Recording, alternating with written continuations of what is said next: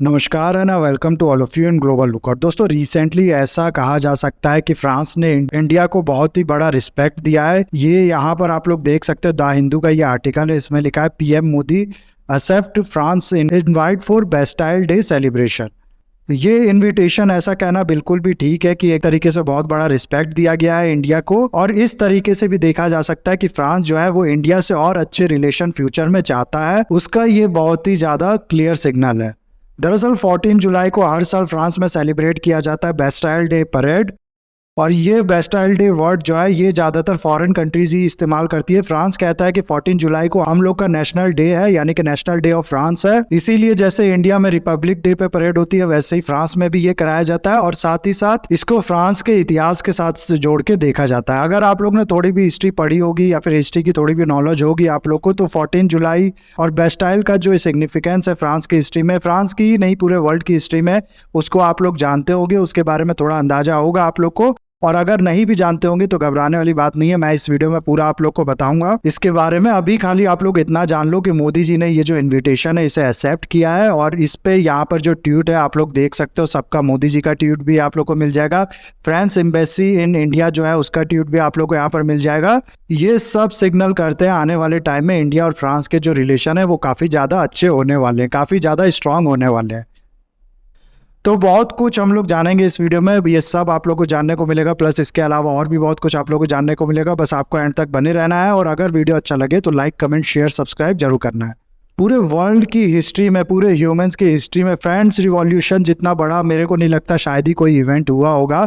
हाँ, Russian revolution और American revolution भी एक बहुत बड़ा इंपॉर्टेंस रखते हैं हिस्ट्री में, लेकिन फ्रेंच रिवॉल्यूशन जो है इसका अलग सिग्निफिकेंस है जो कि बहुत ही ज़्यादा इंपॉर्टेंट है। इसके बाद से ही दुनिया को लिबर्टी, इक्वलिटी और फ्रेटर्निटी का नारा मिला था, और इसी के बाद से जो ये राइट्स है लिबर्टी, इक्वलिटी के, ये लोगों को मिल पाए थे। हुआ क्या था कि आप लोगों को पता होगा कि 15th सेंचुरी जो था वो रेनेसांस का पीरियड था, यानी कि लोगों के अंदर समझदारी, लॉजिक, ह्यूमैनिटी, इस तरह के जो विचार थे ये सब आने लगे थे। हर फालतू ट्रेडिशन, हर फालतू चीज़ों को जो कि ह्यूमैनिटी के खिलाफ हो, उसको वो लोग चैलेंज करने लगे थे।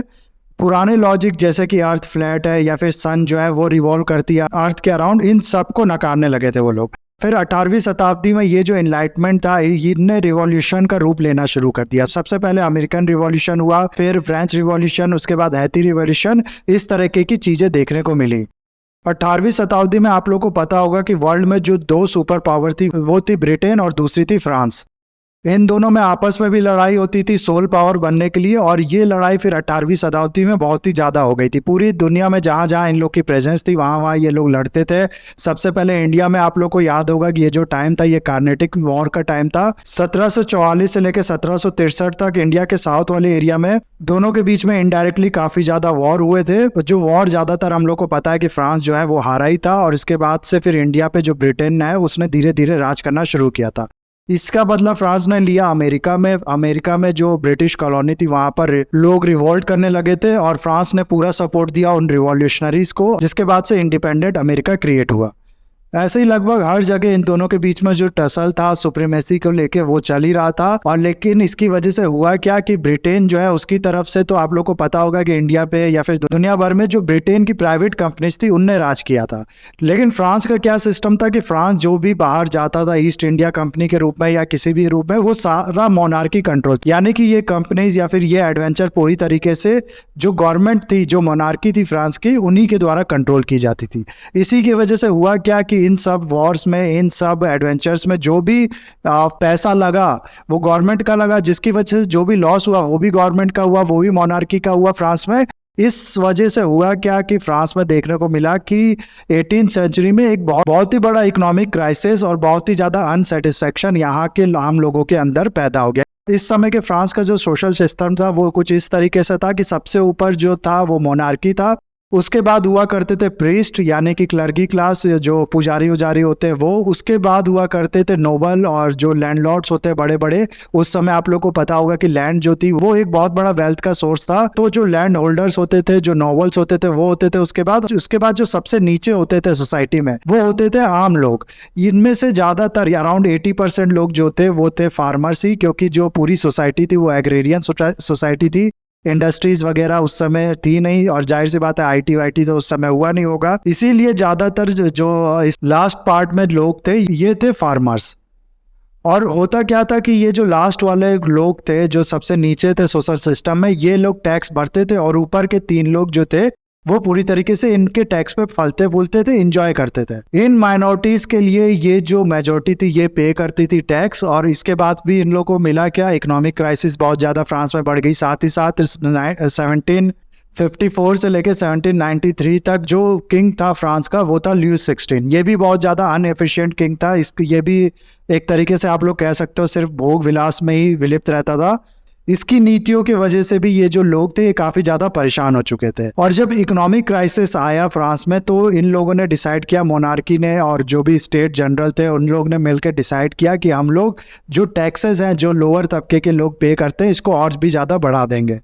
लेकिन रेनेसांस की वजह से अब ये जो लोग थे इनके अंदर लॉजिक आ चुका था। ये लोग पुरानी बातें जो होती थी कि जो किंग है वो ऊपर से आया है, भगवान द्वारा उसको राइट्स मिले हैं, ये सब पे बिलीव करते नहीं थे। इसीलिए अब ये लोग गुस्सा हो गए और प्रोटेस्ट करने लगे इसके खिलाफ।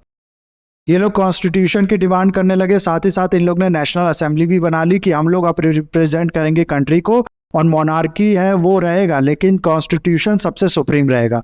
इस कॉन्स्टिट्यूशन के अंदर मोनार्की भी आएगा, उसके भी राइट्स और उसके भी जो पावर है वो लिमिट किए जाएंगे। आर्बिट्रेरी कोई भी डिसीजन वो भी नहीं ले पाएगा। यही प्रोटेस्ट धीरे धीरे जो है वो वायलेंट रूप लेने लगा। लोग बहुत ही ज्यादा एग्रेसिव प्रोटेस्ट करने लगे। फिर आगे बढ़ते बढ़ते रिवॉल्यूशन बन गया, और गिलोटिन जिनका इस्तेमाल किया जाता था जो भी रिवॉल्यूशनरीज हैं उनके अगेंस्ट में, इस रिवॉल्यूशन का एंड हुआ। जो फ्रांस का मोनार्क था लुई 16 उसको इस गिलोटिन से मार डाला गया, और साथ ही साथ उसके वाइफ को भी मार डाला गया इन रिवॉल्यूशनरीज द्वारा। ये था फ्रेंच रिवॉल्यूशन। इसी में क्या हुआ था कि जब रिवॉल्यूशन की शुरुआत हुई थी, जब लोगों ने वायलेंट प्रोटेस्ट करना शुरू किया था, तभी 14 जुलाई 1789 में बेस्टाइल एक किला था जिसके अंदर प्रिजन था। जो भी रिवॉल्यूशनरीज या जो भी मोनार्की के खिलाफ जाता था, आम लोग ज्यादातर जो लोअर तबके के लोग थे उनको इसमें अरेस्ट करके रखा गया था। इसके अंदर जो वायलेंट भीड़ होती है वो घुस जाती है। जितने भी प्रिजन के कर्मचारी होते हैं उनमें से कई लोगों को मार दिया जाता है। हथियार वगैरह जो भी होते हैं छीन लिए जाते हैं इन लोगों के। इवन के सिटी के मेयर जो है उनका भी असैसिनेशन कर दिया जाता है, और फ्यूडलिज्म को इसके बाद से खत्म किया जाता है। जो इसके बाद कुछ दिन बाद यानी 26 अगस्त को declaration of right of man and citizens power announce किया जाता है, जिसमें जो कॉमन लोग हैं उनको भी कुछ राइट्स दिए जाते हैं। तो ये सिग्निफिकेंस है बेस्टाइल डे का कि फ्यूडलिज्म के अगेंस्ट में इसको देखा जाता है। यहाँ से फ्यूडलिज्म का एंड हुआ था, और साथ ही साथ कॉमन मैन जो है इनको राइट्स मिलना शुरू हुए थे यहाँ से। इसी दिन को हर साल नेशनल डे के रूप में सेलिब्रेट करता है फ्रांस, और उसके जितने भी आर्म फोर्सेज होते वो इसमें परेड करते हैं। हालांकि कोई बहुत पुराना ट्रेडिशन नहीं है फॉरेन गेस्ट को इसमें इनवाइट करना, और बहुत ज़्यादा ये किया भी नहीं जाता है। फिर भी कभी कभार जो बहुत स्पेशल गेस्ट होता है फ्रांस के लिए उसको इसमें इनवाइट किया जाता है। 2014 में आप लोग को बता दूं कि जो वर्ल्ड वॉर 1 का आप लोग को पता होगा 100 साल होता है 2014 में। 1914 से वर्ल्ड वॉर 1 शुरू हुआ था और 2014 में ये 100 साल पूरा किया। तो 2014 में इस दिन क्या किया गया था कि 69 कंट्रीज के जो आर्म फोर्सेस थे उनको इनवाइट किया गया था। उन सब ने मिलके यहाँ पर परेड निकाली थी। इसमें सोवियत यूनियन के जो पुराने मेंबर्स थे वो भी थे, रशिया और ताजिकिस्तान, कजाकिस्तान ये सब भी थे, प्लस ब्रिटिश कॉमनवेल्थ के जो मेंबर्स थे वो भी थे, ऑस्ट्रेलिया, न्यूजीलैंड वगैरह। इस सब ने इस दिन परेड यहाँ पर निकाला था। तो काफी बड़ा सिग्निफिकेंस है इस दिन का, ना ही सिर्फ फ्रांस की हिस्ट्री में बल्कि पूरे वर्ल्ड की हिस्ट्री में। क्योंकि जैसा कि मैंने आप लोग को बताया, इसको ऐसा देखा जा सकता है कि ह्यूमन्स राइट जो है, सिविल राइट जो है ह्यूमन को, वो इसी के बाद से मिलना शुरू हुए थे। End of course French revolution को तो हम लोग जानते ही हैं, लिबर्टी, इक्वलिटी, फ्रेटर्निटी का जो नारा है, जो राइट्स हैं ये तीनों, ये लोगों को इसके बाद से मिले थे। इंडिया के पीएम को इससे पहले भी 2009 में इनवाइट किया गया था इस दिन पे। मनमोहन सिंह उस समय पीएम थे, वो गए थे और इंडिया की फोर्सेस ने, जो फ्रांस की फोर्सेस है उनके साथ परेड भी किया था। और सारे जहां से अच्छा कदम कदम बढ़ाया जाए इस तरीके के गाने भी काफी ज्यादा इस इवेंट में चलाए गए थे उस साल। इसके अलावा डोनाल्ड ट्रंप को भी इनवाइट किया जा चुका है और बहुत ही ज्यादा ग्रांड वेलकम की दिया जाता है, क्योंकि आप लोग समझ सकते हो इस दिन किसी चीज को, किसी लीडर को इनवाइट किए जाने का मतलब है फ्रांस उनको स्पेशल समझता है। तो जाहिर सी बात है जो वेलकम है वो भी बहुत ज्यादा ग्रांड किया जाता है उन लोगों का। और इस बार भी मोदी जी को इनवाइट किया गया, इसी तरीके के वेलकम की उम्मीद हम लोग लगा सकते हैं फ्रांस से। इसके अलावा आप लोग को बता दूं कि इंडिया और फ्रांस जो है, इन दोनों के स्ट्रेटेजिक रिलेशन जो है इसके 25 साल भी हो गए हैं इसी साल। हालांकि इंडिया और फ्रांस के जो रिलेशन है ये तो बहुत पुराने ही है। इंडिपेंडेंस के बाद भी अगर आप लोग देखो तो 1947 में फ्रांस ने तुरंत रिकॉग्नाइज कर लिया था इंडिया को। तो डिप्लोमेटिक रिलेशन तो तभी से है, लेकिन स्ट्रेटेजिक रिलेशन जो थे वो बहुत बाद में 1998 में स्टैब्लिश हुए थे दोनों कंट्रीज के बीच में। इसलिए भी इंडिया इस साल फ्रांस के लिए बहुत ज़्यादा इंपॉर्टेंट है और एक रिस्पेक्ट देने के लिए इंडिया के प्राइम मिनिस्टर को बुलाया गया है। और स्ट्रेटेजिक रिलेशन का मतलब होता है, देखो आप लोगों को बता दूं कि एक साथ मिलके हम लोग किसी तीसरे इश्यूज पे साथ में स्ट्रेटेजी बना सकते हैं। एक तरीके से डिप्लोमेटिक रिलेशन जो होता है उससे अबव होता है। डिप्लोमेटिक रिलेशन में खाली ये होता है कि हाँ, हम तुम्हारी कंट्री को रिकॉग्नाइज करते हैं कि ये एक अलग कंट्री है, दोनों एक कंट्री एक दूसरे के अंदर अपनी एम्बेसीज खोलती हैं। जबकि स्ट्रेटेजिक रिलेशन का मतलब होता है कि किसी एक कंट्री को किसी चीज से खतरा है तो वो उस दूसरी कंट्री के साथ जिसके साथ उसके स्ट्रेटेजिक रिलेशन है उसके साथ मिलके इसके अगेंस्ट में स्ट्रेटेजी बना सकती है। जैसे कि इंडो पैसिफिक को इस समय पूरी दुनिया और इवन कि फ्रांस भी इंपॉर्टेंट समझता है, तो इंडिया जो है वो फ्रांस का स्ट्रेटेजिक पार्टनर है इंडो पैसिफिक वाले इशू पे। इसके बाद दोनों में जो डिफेंस अलायंस होता है, जो वेपन्स खरीदना एक दूसरे से, ये सब ज्यादा हो जाता है। एक तरीके से आप लोग कह सकते हो कि सिंपल डिप्लोमेटिक रिलेशन से डिफेंस के रिलेशन क्रिएट होने शुरू हो जाते हैं स्ट्रेटेजिक रिलेशन एस्टेब्लिश होने के बाद। इसके अलावा ये एक वीडियो है जो कि फ्रांस एम्बेसी इन इंडिया ने शेयर किया है। इसमें बताया गया है 6 इंपॉर्टेंट पॉइंट्स जो इंडिया और फ्रांस के रिलेशन है इसके कोर एरियाज हैं। सबसे पहले इसमें बताया गया डिफेंस को, कि दोनों कंट्रीज के बीच में जो डिफेंस पार्टनरशिप है वो बहुत ज्यादा है और ये ग्रो कर रहा है। दोनों के बीच में जो मिलिट्री एक्सरसाइज है वो तो होती है हर लेवल पे, चाहे वो एयरफोर्स हो गई, चाहे आर्मी हो गई, चाहे नेवी हो गई। इन तीनों की मिलिट्री एक्सरसाइज होती है इंडिया और फ्रांस के बीच में। और साथ ही साथ जो डिफेंस सप्लाईज है दोनों कंट्रीज के बीच में, उसमें भी बहुत बड़ा कोलैबोरेशन है दोनों कंट्रीज का। 2017 से लेकर 2021 तक अगर मैं आप लोग को बताऊं तो फ्रांस जो था वो दूसरा सबसे बड़ा डिफेंस सप्लायर था, यानी कि डिफेंस के इक्विपमेंट्स, वेपन सबसे ज्यादा इंडिया को बेचा था। दूसरे नंबर पे फ्रांस ने 2017 से लेकर 2022 तक। नंबर 1 पे कौन था आप लोगों को पता होगा, रशिया नंबर 1 पे है अभी भी। टोटल 45% जो डिफेंस सप्लाईज इंडिया को आता है वो आता है रशिया से। उसके बाद दूसरे नंबर पे है फ्रांस और इसके बाद तीसरे नंबर पे आप लोग को मिलेगा यूएसए। ये जो डाटा ये आप लोग देख लो, इसको मैं बता दूं आप लोग को यहाँ पर कि रशिया से जो सप्लाईज है वो धीरे धीरे हम लोग का गिर रहा है और यूएसए से जो सप्लाईज है वो धीरे धीरे बढ़ रहा है।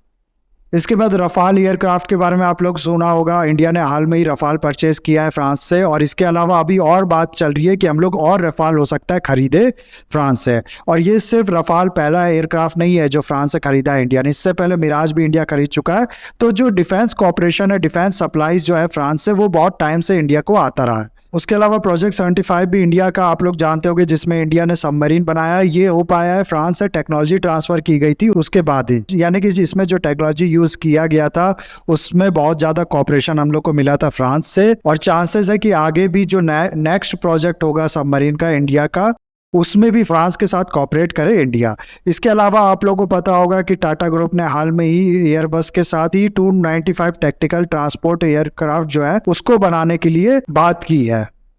उसके बाद फिर दूसरा एरिया ऑफ कॉपरेशन है इंडो पैसिफिक एरिया में। जैसा कि मैंने आप लोगों को बताया, फ्रांस जो है बहुत ज़्यादा इंपॉर्टेंट मानता है इंडो पैसिफिक को, और इंडो पैसिफिक में भी इंडिया का जो रोल है उसको बहुत ज़्यादा इंपॉर्टेंट मांगता है फ्रांस। इसीलिए इस एरिया में maritime security, freedom of navigation और सस्टेनेबल ब्लू इकोनॉमी को प्रमोट करने के लिए इंडिया के साथ कॉपरेट करना चाहता है फ्रांस, और करता भी है फ्रांस। फिर सिविल न्यूक्लियर एनर्जी में दोनों कंट्रीज जो है वो काफ़ी टाइम से कॉपरेट कर रही हैं और फ्यूचर में भी करेंगी। आप लोगों को पता होगा कि IAEA ने जब इंडिया के ऊपर से सैंक्शन हटाया था तो फ्रांस ही सबसे पहली कंट्री थी जिसके साथ इंडिया ने सिविल न्यूक्लियर डील की थी। इंडिया में जो न्यूक्लियर पावर प्लांट्स है उसमें उसको लगाने में फ्रांस का बहुत बड़ा रोल है। और उसके बाद भी अभी बात चल रही है कि 6 और EPR यानी कि इवोल्यूशनरी पावर रिएक्टर बनाने की बात हुई है महाराष्ट्र के जैतपुर में।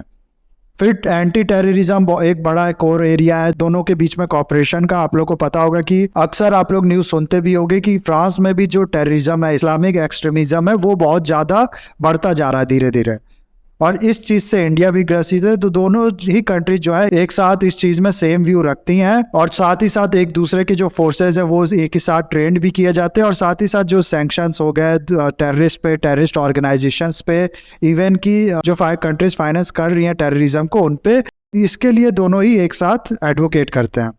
फिर साइबर सिक्योरिटी में दोनों कंट्री साथ में काम कर रही हैं। उसके अलावा स्पेस एरिया में दोनों कंट्री साथ में काम कर रही हैं। आप लोगों ने अगर जो नम्मी नारायण से रिलेटेड मूवी थी वो देखा होगा तो उसमें बताया गया कि शुरुआत से ही फ्रांस जो है वो इंडिया का स्पेस इनिशिएटिव्स को सपोर्ट करता है, इसमें हेल्प प्रोवाइड करता है, और आने वाले टाइम में इंडिया जो मैन्ड एयरक्राफ्ट भेजने की बात कर रहा है स्पेस में 2025 में, उसके लिए भी फ्रांस के साथ इंडिया ने कोऑपरेट किया है। तो ये है एरिया ऑफ कोऑपरेशन इन दोनों कंट्रीज के बीच में। इसको और भी ज़्यादा इंप्रूव करना चाहती है दोनों ही कंट्रीज, और फ्रांस के लिए इंडिया जाहिर सी बात है बहुत ज़्यादा इंपॉर्टेंट है, क्योंकि इंडिया सबसे ज़्यादा वेपन्स इंपोर्ट करता है और फ्रांस जो है वो दूसरा सबसे बड़ा वेपन सप्लायर है इंडिया के लिए।